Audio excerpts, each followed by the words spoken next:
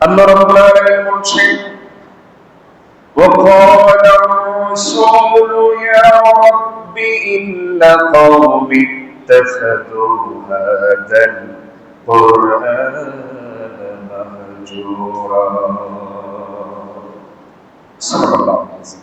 ছোট্ট একটি আয়াত, এটি হচ্ছে কোরআন কারীমের 25 নম্বর সূরা।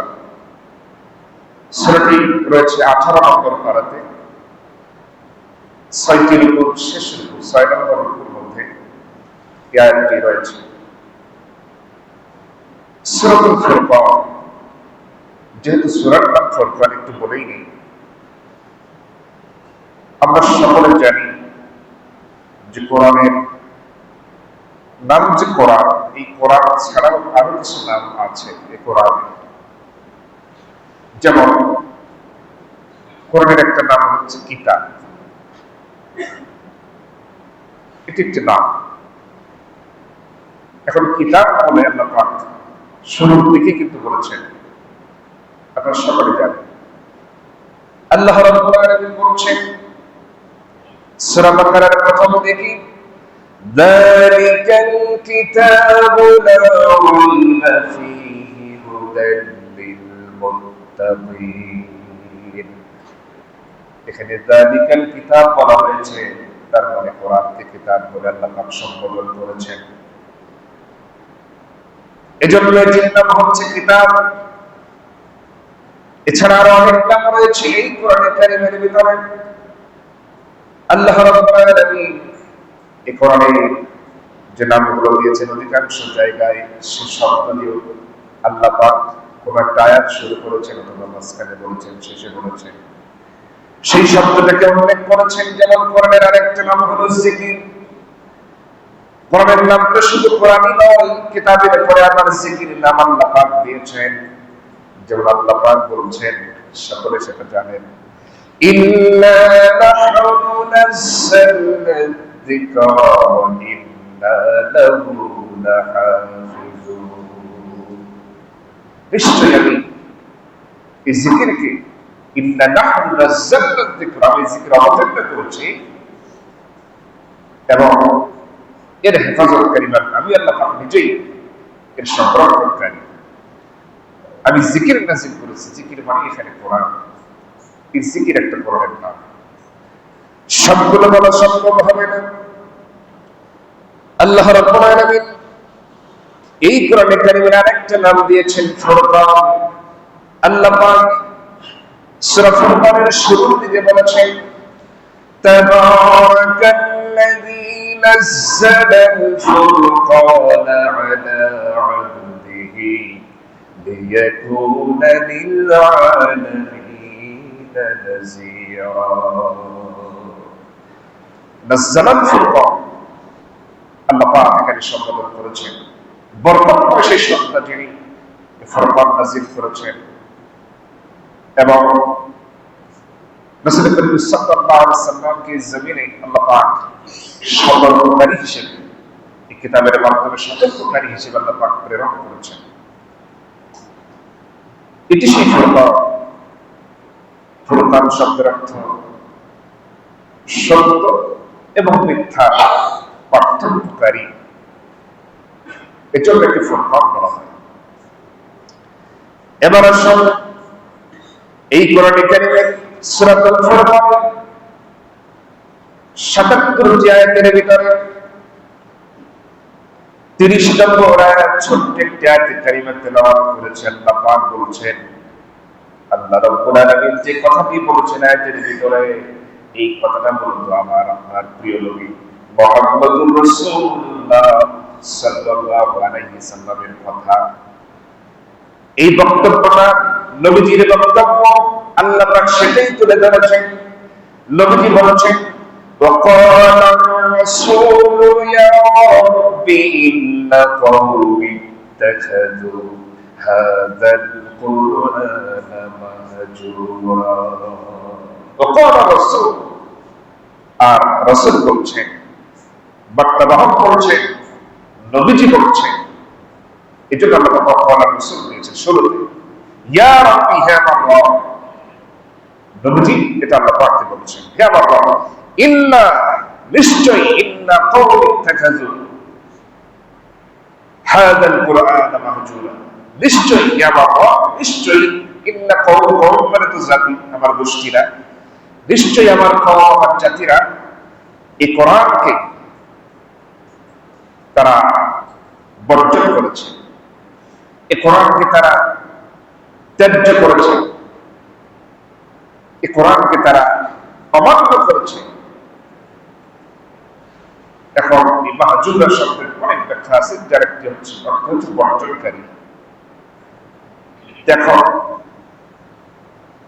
এই শব্দের ব্যাখ্যা দিতে গিয়ে মুফাসসিরিন কেরাম যদি লিখেছেন, বলেছেন যে একটা হচ্ছে কাফেররা, কাফেররাতে তো শুরু থেকে শেষ পর্যন্ত তারা সবকিছুই বর্জন করেছে, কারণ তারা ঈমান গ্রহণ করেনি, এজন্য শুরু থেকে শেষ পর্যন্ত তারা বর্জনকারী। কিন্তু মুমিনরা, মুসলমান যাদের পরিচয়, তারাও যে কোরআনকে বর্জন করেছে, এটাই হচ্ছে চিন্তার বিষয়। মুসলিমরা কিভাবে কোরআনকে বর্জন করলো, মানে আমরা যারা কালেমার ঘোষণা দিয়েছি, আমরা কিভাবে কোরআনকে বর্জন করলাম, ত্যায্য করলাম, কোরআনকে কিভাবে আমরা মাহজুর রাখলাম, মাহজুর করলাম, এটাই হচ্ছে চিন্তার বিষয়। তার মানে হচ্ছে কাফের বেঈমানদের দৃষ্টান্ত হচ্ছে ভিন্ন রকম। তারা তো স্পষ্ট তারা কুফরি করেছে, অমান্য করেছে আল্লাহর এই কিতাবকে। মানে কি, আমরা যারা ঈমান গ্রহণ করেছি, আমরা যারা মুসলমান, আমরা কিভাবে কোরআনকে বর্জন করলাম, এর প্রথম নাম্বার উদাহরণ দিতে গিয়ে মুফাসসিরিন কেরাম যেটা বলেছেন, আমরা মুসলমান হিসেবে এই কোরআনকে যে পাঠ করার কথা ছিল, তেলাওয়াত করার কথা ছিল একজন ঈমানদার হিসেবে, সেই কাজটা অধিকাংশ মুসলমান আমরা করি না। অথচ এই কোরআন আমাদের প্রত্যেকের জন্য আল্লাহ পাক শিক্ষা করা ফরজ করে দিয়েছেন, কিন্তু আমরা কোরআন ধরি না, পড়ি না, এটা জানার চেষ্টা করি না। অথচ ভিন্ন ধর্মের ব্যাপারে এমন কথা আছে যে সাধারণ লোকেরা, সাধারণ জনগণ, তারা তাদের ধর্মীয় কিতাব স্পর্শ করতে পারবে না, শুধুমাত্র তাদের ধর্মীয় নেতা ছাড়া। ধর্মীয় নেতা ছাড়া অন্যান্য ধর্মের এরকম আছে, সাধারণ মানুষ এই কোরআন স্পর্শ করতে পারবে না, পুরোপুরি থাকে। তাদের যারা ধর্মীয় নেতা, ধর্মশাসক, ব্রাহ্মণ, আরো অনেক কিছু যারা আছে, তারাই শুধু সেই কিতাব পড়তে পারবে। সাধারণ জনগণ, সাধারণ মানুষ ওই কিতাব তারা পড়তে পারবে। কিন্তু কোরআনের বেলায় কি তাই? আমাদের প্রত্যেককে ধরতেই হবে। জন্য কোরআন যখন নাযিল করা হয়, এত এত কিছু বাদ দিয়ে আল্লাহ পাক প্রথম শব্দটা বললেন ইকরা, পড়ো, ইকরা বোঝো, ইকরা জানো, ইকরা মানো। চিন্তা করা যায়, প্রথম শব্দটাই হচ্ছে পড়ো, জ্ঞান অর্জন করো, এটা ফরজ। তাহলে সেদিক থেকে আমরা অনেকে বর্জন করেছি, মনে করেছি যেটা হয়তো আলেমদের কাজ, আলেমরা পড়বে, আমরা না পড়লে কি সাধারণ মানুষ। আসলে কি এটা কি আলেমদের জন্য আল্লাহ নাযিল করেছেন না সবার জন্য? সবার। এদিক থেকে আমরা বর্জনকারী হয়ে গেলাম।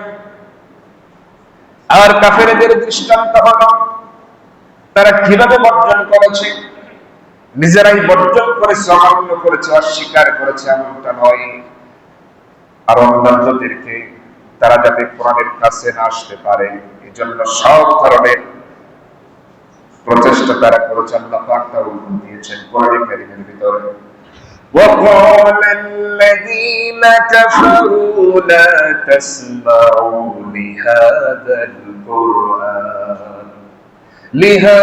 القرآن والغوا فيه لعلكم تغلبون।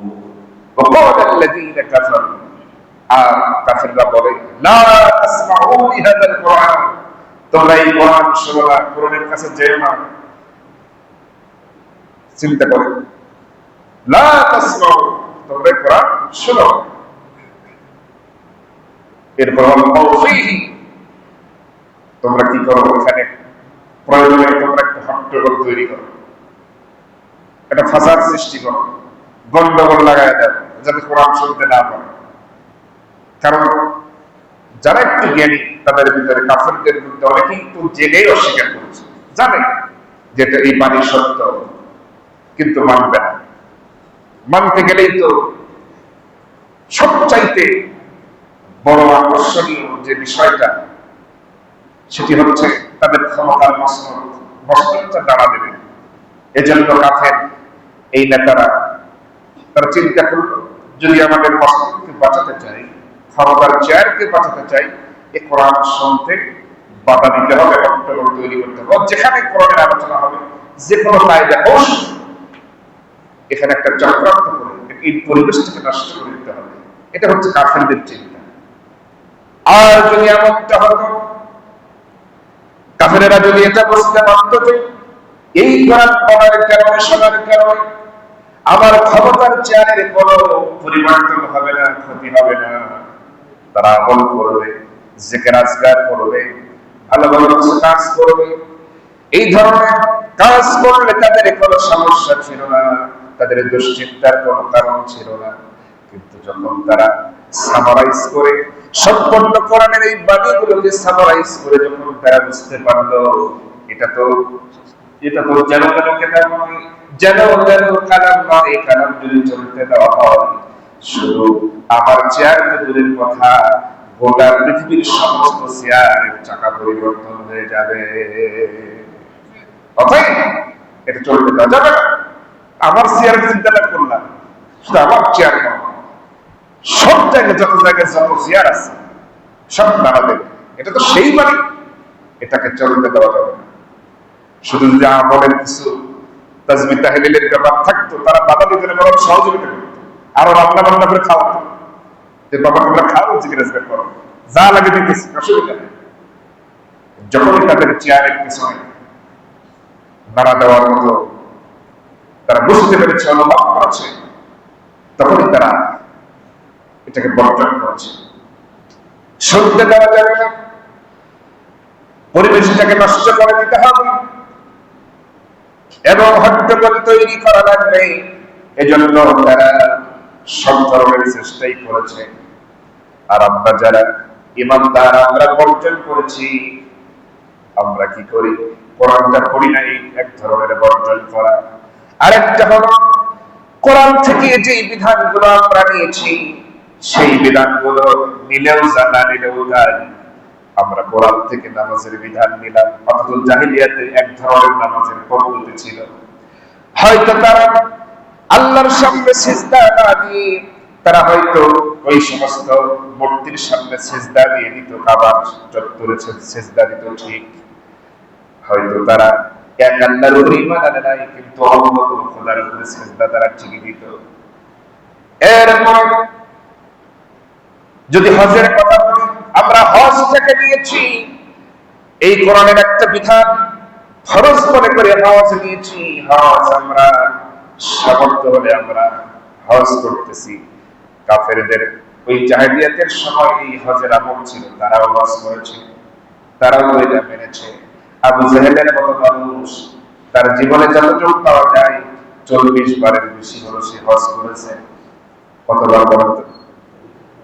40। তাহলে আমার কাছে কেউ বড় হয়েছে ওই বিধানটা ছিল।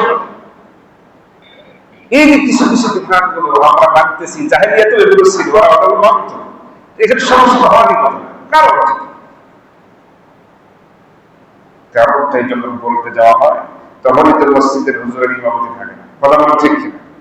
আমরা চিনতে পারছি অসংখ্য মসজিদের ইমাম যখন কোরআনের মহা সত্যবাণী যখন বলতে থাকে, কিন্তু হুজুরের কোনো স্বার্থ নেই। মসজিদের ইমামের কোনো স্বার্থ আছে এখানে? নাই। সঠিক কথাটা বলতে গেলেই তখন হুজুর আগামী জমা থেকে একটু দেখেন অন্য কোথাও আসার দরকার নেই। এখানে পরিবেশ আপনারা মাশাআল্লাহ সব মিলেমিশে থাকেন, ভালো একটা পরিবেশ।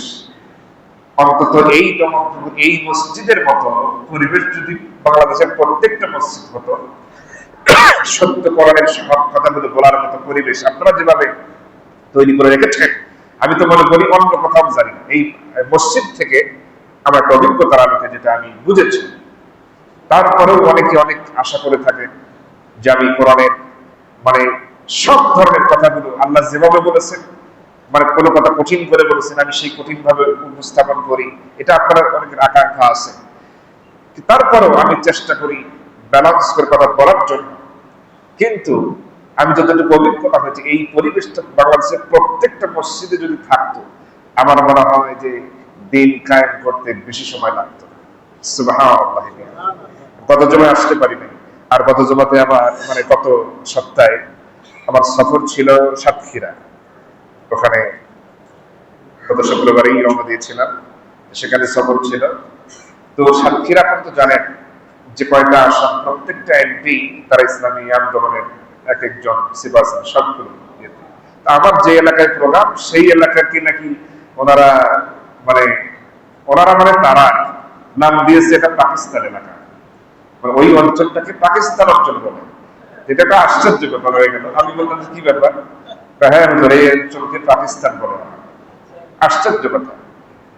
হ্যাঁ, এখানে মানে যে অন্য কেউ নেই। আসলে পরিবেশগুলো এত সুন্দর, এত ভালো।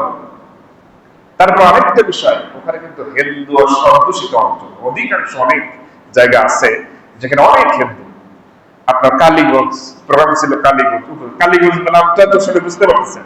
আবার শ্যামনগর, মানে এই ধরনের কিছু নাম, যাদের নামের মধ্যেই একটা মানে হিন্দু হিন্দু বন্ধ চলে আসে। যাই হোক, সীমান্তবর্তী অঞ্চল। এরপরেও হিন্দুরাও কিন্তু, তারাও কিন্তু সেখানে সবাই সম্মিলিত ভাবে, তারা জানে তো ওই অঞ্চলের নেতাগুলোর সাথে তারা ওঠা বসা করে, তাদের লেনদেন ওঠা বসা মহামেলা মহাসনা আছে তো, তারা জানে যে এগুলো ভালো, এদের সাথে থাকতে হবে। এই জন্য তারাও কিন্তু তাদেরকে নির্বাচিত করার ব্যাপক ভূমিকা পালন করে।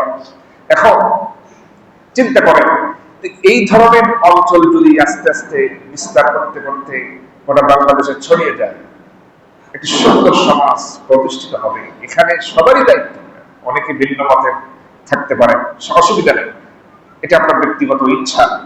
কিন্তু আমার আপনার ব্যক্তিগত ইচ্ছা নয়। যদি আমি ইমানের ঘোষণা দিয়েই থাকি, সত্যিকার অর্থে যদি আমি নিজেকে মুমিন বলে পরিচয় মানে দেই এবং দাবি করি, তাহলে আমার ইচ্ছা বলে কোনো ইচ্ছা নাই, আল্লাহর ইচ্ছাই আমার ইচ্ছা হতে হবে। কথা বলেন ঠিক কিনা? আল্লাহ রাব্বুল আলামিন বলছেন, ইন্না সালাতি ওয়া নুসুকি ওয়া মাহইয়ায়া ওয়া মামাতি লিল্লাহি রাব্বিল আলামিন। নিশ্চয় আমার নামাজ, আমার সালাত, আমার কুরবানি, আমার বেঁচে থাকা এবং আমার মরে যাওয়া সবটাই হতে হবে একমাত্র আল্লাহর জন্য, মানে আল্লাহর ইচ্ছা করতে হবে। চিন্তা করেন, আমার সালাত, আমার কুরবানি, আমার বেঁচে থাকা এবং মরে যাওয়া, মানে বেঁচে থাকা মরে যাওয়ার মধ্যে সব কিছুই আছে। এই যে আমরা বেঁচে আছি, এখন বাঁচতে গিয়ে কি কি প্রয়োজন? বাঁচতে হলে খাবারের প্রয়োজন। এখন খাবো যে, এখন উপার্জনটা হালাল হবে না হারাম হবে, এগুলো আল্লাহ বলে দিয়েছেন। এরকম অনেক কিছু সব। এখন আল্লাহর ইচ্ছেই আমার আপনার ইচ্ছা হতে হবে। একজন মুমিনের ব্যক্তিগত কোনো আসলে ইচ্ছা থাকতে পারে না। শুধুমাত্র যারা আল্লাহ রাসূলের আদর্শের বাইরে চলবে, আল্লাহ রাসূলের আদর্শের বাইরে যারা পরমাদর্শকে যারা অনুসরণ করবেন, দুনিয়াতে তাদের জন্য লাভ, এটা ঠিক। দুনিয়াতে তারা চলতে ফিরতে কারো বাধ্যবাধকতা হতে হয় না, ইচ্ছা মতো তারা চলতে পারে, যা খুশি তাই করতে পারে।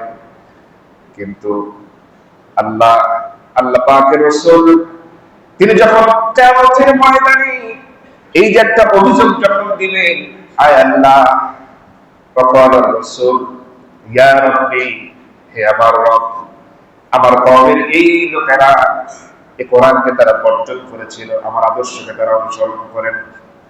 তুমি যে বিধান দিয়েছিলে, তোমার অসংখ্য পয়গম্বর এই বিধানকে জগতে বাস্তবায়নের জন্য চেষ্টা করেছেন, অনেকে জীবন দিয়েছেন, শাহাদাত বরণ করেছেন।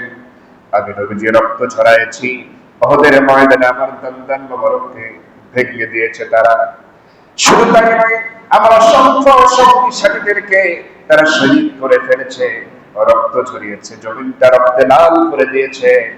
আর এই আন্দোলনে আমার সঙ্গে যারা ছিল তাদের ব্যাপারে তুমি উত্তম ফয়সালা করো, আর আমি যাদের ব্যাপারে এই যে বর্জন করেছে যারা তোমার বিধানকে, তাদের ব্যাপারে আজকে কিয়ামতের ময়দানে আমি রাসূল তোমার কাছে মামলা দিয়ে দিলাম। নাউযুবিল্লাহ। যদি এমনটা নবীজি অভিযোগ দায়ের করেন তাহলে তো মুশকিল হয়ে যাবে। এই জন্য ওই যে আমি একদিন বলেছিলাম যে তলাবি হলে হবে না। আপনি একজন বান্দার জীবনে গুনাহ হতে পারে, এটা ঠিক, কিন্তু মুমিনের তো রাস্তা ঠিক করতে হবে। আগে রাস্তা ঠিক করে। হাদিসের মধ্যে এসেছে নবী করিম সাল্লাল্লাহু আলাইহি সাল্লামের কাছে জিবরাইল আসলেন, সাহাবীরাও আছেন। আমরা যখন জিবরাইল আলাইহিস সালাম আসতেন, বেশিরভাগ তিনি সাহাবীদের রূপ ধারণ করে আসতেন, এবং একজন সুপরিচিত যার নাম হচ্ছে হযরতে দাহিয়াতুল কালবি রাদিয়াল্লাহু তাআলা, তার সুরত ধরে বেশি আসতেন। ফেরেশতা এবং জিন তারা কিন্তু এরকম সুরত ধারণ করে। এখন এমন না যে হযরত দাহিয়াতুল কালবি উপস্থিত আছেন আবার আরেকটা দাহিয়াতুল কালবি রূপ সেজে জিবরাইল আসে, এমনটা না। হয়তো অন্য কোনো এলাকায় চলে গেছেন দাহিয়াতুল কালবি, এর নাই। জিবরাইল আলাইহিস সালাম কিন্তু জানেন যে কোথায় আছে, হয়তো দূরে কোথাও আছে, ঠিক ওই সময় আসবেন। সাধারণ সাহাবীরা ভাবতো যে এটা তো দাহিয়াতুল কালবি, কতটা গুরুত্ব দিত না, বুঝতো না। তো এরকম ভাবে এসে নবীদের সামনে কয়েকটা রেখা টানলেন, আঁকা বাঁকা রেখা দিলেন এবং একটা সোজা রেখা টানলেন। সাহাবীরা দেখতেছেন। নবীজিকে বলা হলো, ইয়া রাসূলুল্লাহ, এই যে চতুর্পাশে এগুলো আঁকা বাঁকা দেখতেছেন, এগুলো সব হচ্ছে শয়তানের রাস্তা, এলোমেলো আঁকা বাঁকা জাহান্নামের রাস্তা। আর এই যে সরল যে রাস্তাটা, এটা হচ্ছে জান্নাতের রাস্তা। একজন মুমিন সোজা রাস্তায় চলবে, আঁকা বাঁকা কোনো রাস্তায় চলতে পারে না। এজন্য আমাদের রাস্তা ঠিক করতে হবে। রাস্তায় সোজা রাস্তায় যখন চলবে গুনাহ হতে পারে, গুনাহগার হতে মানে পারি, কারণ গুনাহ করা আমাদের স্বভাব, নেচার। গুনাহ হয়ে যেতে পারে, কবিরা গুনাহ যদি হয়ে যায় কিয়ামতের ময়দানে।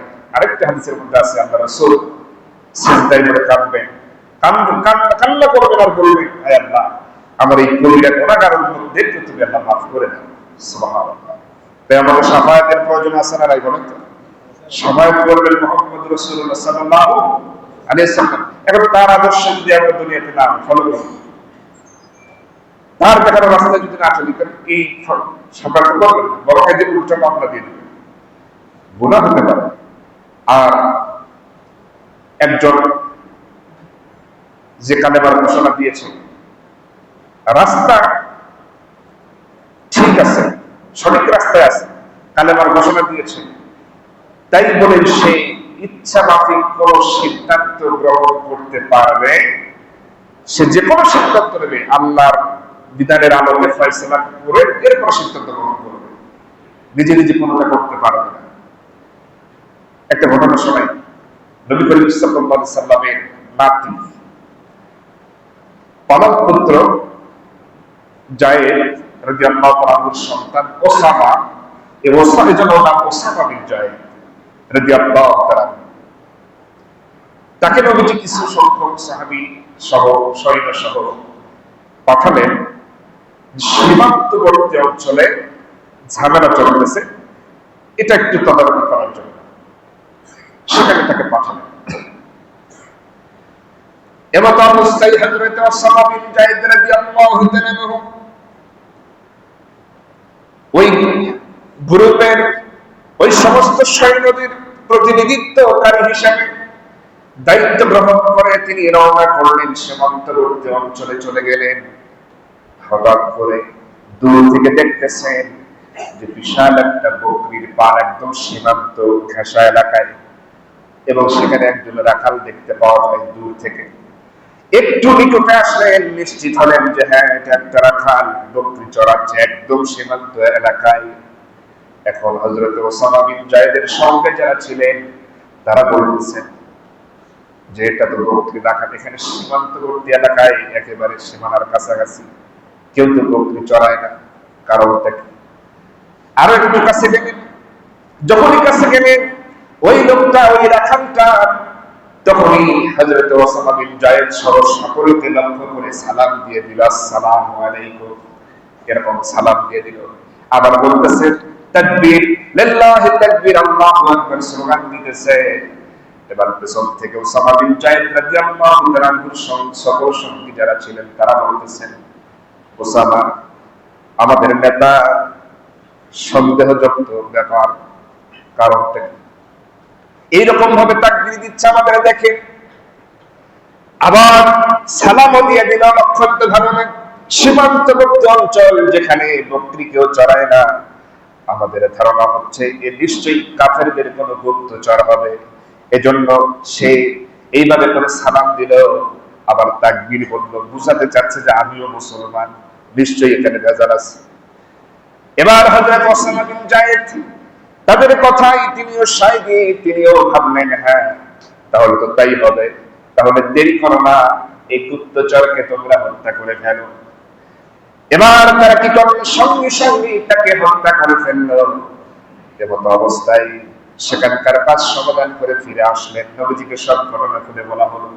নবীজি আবার বারবার বলতেছেন, হায় আল্লাহ, ও আল্লাহ, ওসামা সহ ওসামার সকল সঙ্গীরা যারা যে কাজ করেছে, একজন মুমিনকে হত্যা করেছে, আমি রাসূল তাদের থেকে মুক্ত, এর ব্যাপারে কোনো দায় কিন্তু আমার নাই। আয় আল্লাহ, আমাকে হেফাজত কর। এই কাজটা তারা করেছে, তাদের নিজ দায়িত্বে করেছে, আমার কোনো এরকম ধরনের পরামর্শ ছিল না। ও আল্লাহ, তুমি আমাকে এই কাজ থেকে আমাকে তুমি মুক্ত রাখো।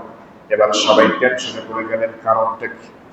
সবাই বলল, ইয়া রাসূলুল্লাহি, আমরা তো এই ধারণা করে তাকে হত্যা করেছি। নবীজি বললেন, শোনো, দেখো, ঈমানের ব্যাপারটা হলো কলবের বিষয়, অন্তরের বিষয়। আর তোমাকে সালাম দিয়েছি, তাকবীর উচ্চারণ করেছে, হোক সে ইহুদি খ্রিস্টান যেই হোক না কেন, যেহেতু সে সালাম দিয়েছে, তাকবীর বলেছে, বোঝাই যাচ্ছে সে নিজেকে মুসলিম পরিচয় দিয়ে দিচ্ছে। এখন ভেতরের খবর তুমিও জানি না, আমিও জানি না, আল্লাহ পাক জানেন। এমত অবস্থায় তাকে হত্যা করা তোমাদের ঠিক হয় নাই। আল্লাহ পাকের বিধান তোমরা ফলো করো নাই, আল্লাহ পাকের বিধান মোতাবেক ফলো করে তোমরা সিদ্ধান্ত গ্রহণ করো না, নিজে নিজে করেছ। অতএব এই কাজ করা যাবে না, কারণ একজন মুমিন আল্লাহর সিদ্ধান্তের বাইরে, আল্লাহর বিধানের বাইরে নিজে নিজে অবমান করে কোনো সিদ্ধান্ত নেয় না। সুবহানাল্লাহ। এজন্য আমি আপনি ইচ্ছা করলে যে একটা কিছু করব, অসম্ভব। মুসলমানদের জীবন চরিত্র এমন হবে না। আজকেই সিদ্ধান্ত নিতে হবে, রাস্তা পরিবর্তন করতে হবে। নবীদের দেখানো পথ, অসংখ্য নবী শাহাদাত বরণ করেছেন কি জন্য? সেই নামাজ কালাম, হজ, যাকাত, দান, সাদাকা, এসব করার নবীদের কোনো কাজ নয়, এটা স্বাভাবিক প্র্যাকটিসিং একটা কাজ, দৈনিক একটা ডিউটি করেছে। মূল কাজটা ছিল আল্লাহর জমিন, আল্লাহর প্রত্যেকটা বিধান, প্রত্যেকটা ক্ষেত্রে বাস্তবায়ন করাই হচ্ছে আম্বিয়া আলাইহিস সালামদের কাজ। তারা নাই, সে কাজটা আমাদের। আজকে গোটা বিশ্বে আমরা এক করে যে ইসলামের মশাল টাঙিয়ে দেওয়ার কথা, আজকে আমরাই বিভেদের মধ্যে আছি, আমাদের মধ্যেই আমরা মারামারি করতেছি। এটা তো উচিত নয়, এটা করা ঠিক নয়। এজন্য রাস্তা পরিবর্তন করতে হবে, সিদ্ধান্ত নিতে হবে, আমি রাসূলুল্লাহর সৈনিক, আমি ইসলামের একজন সৈনিক, আমি একজন মুজাহিদ। আমরা অবশ্যই এই রাস্তাটাকে আঁকড়ে ধরবো, হাব্বুল্লাহ, আল্লাহর রাস্তাকে আঁকড়ে ধরবো, দিন কায়েমের রাস্তায় আমরা সকলে নিজেকে আমরা সঁপে দিতে চাই। আল্লাহ পাক আমাদের সকলকে কবুল করুন, বলছে আমিন। যদি না করি, কিয়ামতে ওই মামলার আসামি হতে হবে। আল্লাহ পাক এর থেকে আমাদের হেফাজত করুন, বলছে আমিন। আলহামদুলিল্লাহি রাব্বিল আলামিন। সাবেক সভাপতি সাহেব ৬০০০ টাকা প্রতিশ্রুতি ছিল, তিনি দিলেন। মাশাআল্লাহ, আলহামদুলিল্লাহ। সাবেক সভাপতি